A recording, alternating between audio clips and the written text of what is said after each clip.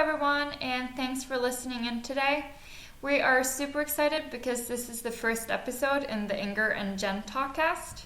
And we decided to put this together because Jen and I are two millennials living in New York City, and we kind of wanted to share our ups and downs and experiences with you fellow millennials out there. And for today, we're going to talk about important factors to consider when you're looking for an apartment, and also some of the struggles we had when looking for somewhere to live.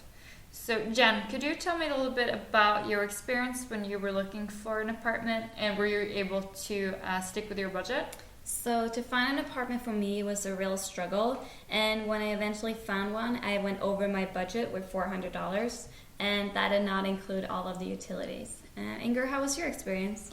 I actually was able to find an apartment that was within my budget, but I did spend a lot of money on working with a broker. If I have one advice to give, always check what's normal to pay for the broker services before going into a meeting with a broker.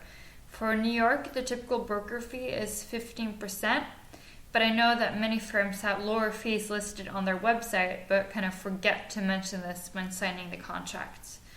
Also, if you're a college student, many broker firms offer student discounts, so make sure to mention this when sitting down with a representative from the firm.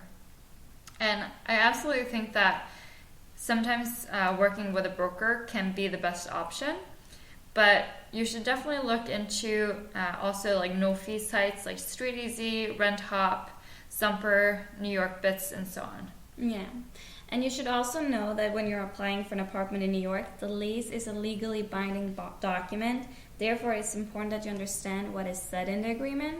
And if you don't, make sure to go over it with your financial advisor or lawyer. They can be very helpful. Yeah. And if you're very considerate about your budget, definitely remember the different fees such as security, utilities, and pet deposits, because these are often not included in your rent, which can make you spend more than your initial budget. So just remember when you're setting the budget for renting an apartment to keep in mind of those extra costs, and make it easy for yourself by having those costs already calculated into your budget. Yeah, and as I moved into my apartment, I did not only pay first and last month rent, but I also paid a broker's fee, as Inger mentioned before. And at that point, it felt impossible to find another apartment. And I was just exhausted by the whole experience. So I decided to take it, even though I knew that I would go over my budget. I also realized that I would need to live on ramen noodles for a while. Yeah, I think every New Yorker has been through that phase at least once in their life. So yeah. I actually made an even bigger investment when moving into my first place. Because since I'm originally from Norway and moved to New York 5 years ago as a student, I had no credit history in the States, which is usually a must when signing a lease for an apartment. I didn't just have to pay the broker's fee, but together with my roommate, we had to put down 6 months up front for the security deposit before being able to sign the lease. So I would recommend, if possible, if you have any good friends or relatives, see if they can co-sign the lease with you. If not, there are also companies out there that can help you with this process. So. Yeah, and obviously from all of this information, it's hard to find an apartment in the greatest cities in the world. But keep in mind that when you sign the lease, that it is actually a legally binding document, and that you have to pay rent the same day every month. And be careful to cause any loud noise after 10, because you don't want to disturb the other tenants. Yeah. And also, don't forget that if you do pay your rent late, you can be penalized with an extra fee. And if you fail to comply with the rules of being a tenant, your landlord could consider it to be a default of the rental agreement that you signed.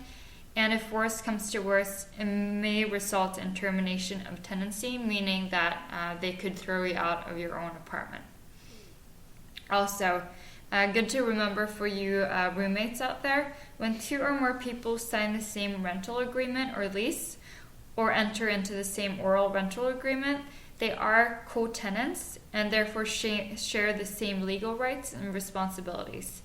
This means that one co-tenant's negative behavior, like not paying rent, for example, could affect everyone's tenancy, meaning that both of you would have to pay a late fee for it. Yeah, you wouldn't want that.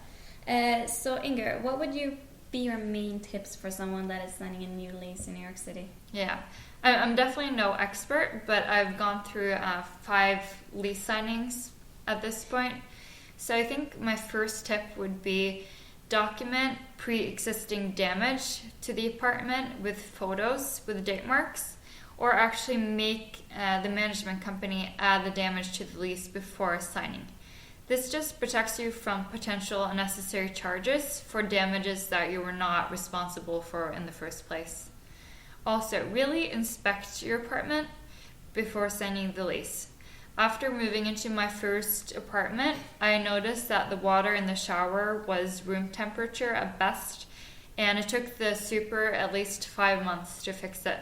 So make sure to inspect the place so you can identify potential issues before signing the lease. Also, do some serious digging on your landlord, and I'm talking from experience here, because there are a lot of sketchy companies out there. And just like you have to send over your references, you should do a thorough backup check on your landlord or management company. Warning signs to look out for would be financial problems in the past, not repaying deposits, bad Yelp reviews, and so on. Also, double check with the management company if there's a live-in super in your building. If not, we're living in New York and stuff like this could take just forever to get done. The last thing and most important, read through your lease more than once and make sure that you read all of the fine print. The last thing you want to do is sign off on something you haven't read or don't understand. When I sat down to sign my lease, the management company kind of pressured me to sign the document fast because they were closing the offices for the day, which is not okay. No, not at all. Well, thank you all for listening today, and don't miss next week when we'll be talking about how to deal with your college debt and how to protect your skills and health immediately after college. Yeah, and if you want more information, we have a great blog at Crystal Brook Advisors. Go to crystalbrookadvisors.com. Feel free to email us with any questions at info@crystalbrookadvisors.com, or we have a pretty cool Twitter feed at crystalbadvisor. Hope to see you next week, and thank you so much for tuning in today.